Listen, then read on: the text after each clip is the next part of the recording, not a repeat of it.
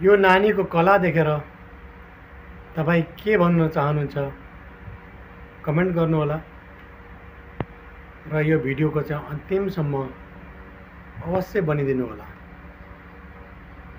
र साथीहरूलाई चाहिँ एउटा अनुरोध के गर्न चाहे भने अन्यथा नराम्रो कमेन्ट चाहिँ नगरिदिनु हुन विनम्र अनुरोध पनि गर्न चाहन्छु।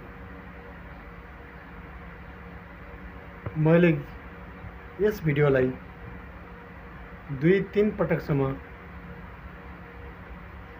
हेरेँ, एकदमै राम्रो लाग्यो।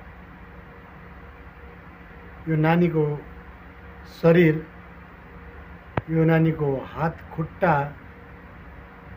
हेर्नुस् त कति फ्लेक्सिबिलिटी है।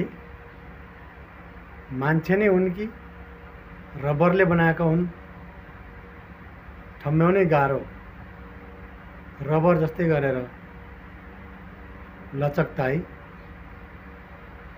कहिले कता त कहिले कता।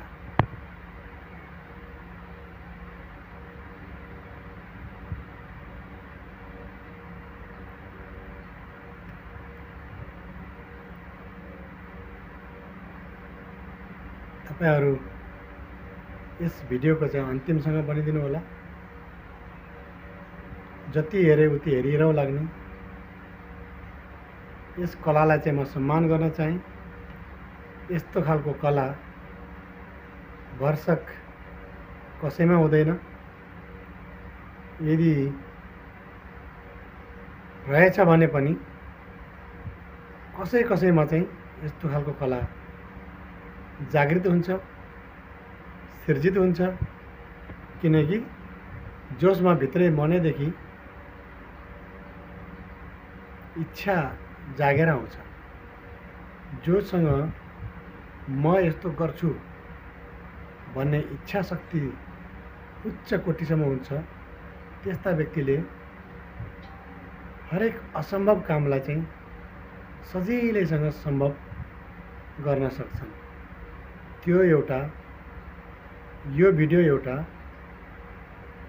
एकदम जिउँदो सबुत हो। तपाईं हेर्न सक्नुहुन्छ यिनी नानीले चाहिँ कसरी आफ्नो शरीरको फ्लेक्सिबिलिटी मेन्टेन गरेकी छिन्। जति हेरे उति हेरिरहँ लाग्ने। हेर्नुस् त,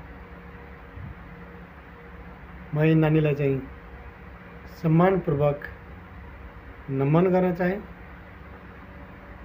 र यो कलाको सम्मान गर्न चाहे र यिनी नानीलाई यस कलाप्रति प्रेरित गर्ने जो कोही भी हुनुहुन्छ, अभिभावक या गुरु, उनलाई पनि म नमन गर्न चाहे र यस कलालाई नयाँ आकार दिने, यिनी नानीलाई चाहिँ यस कलाको रूपमा नयाँ आकार दिने तिनी गुरुजनलाई पनि म नमन गर्न चाहे।